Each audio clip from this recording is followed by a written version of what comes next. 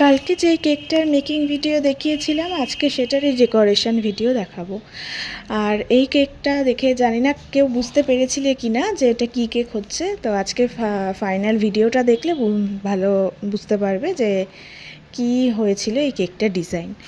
আর এটা ছিল একটা পিওর ডাচ চকলেটের মধ্যে, সেটা কিন্তু কেকের কালারটা দেখলেই বোঝা যাচ্ছে।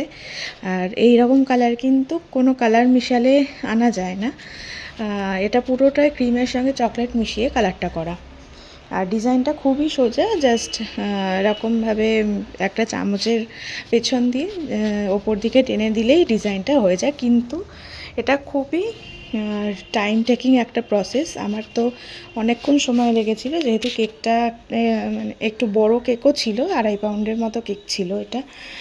আর সেই কারণে এটা করতে অনেকটা সময় লেগেছে। আর আমার কাছে গ্রাস নজেলটা হারিয়ে গেছিলো, সেই কারণে আমাকে পাইপিং ব্যাগ কেটে এরকমভাবে গ্রাস ডিজাইনটা করতে হয়েছে। রিসেন্টলি আমার দুইখানা নজেল হারিয়ে গেছে।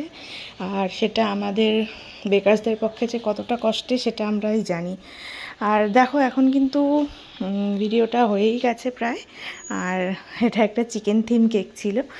আর যেরকম কাস্টমার ফটো দিয়েছিল আমি সেরকমই করার চেষ্টা করেছি। তার সঙ্গে দুটো ডিমও ছিল, তাই জন্য দুটো আমি ডিম দিয়ে দিয়েছি।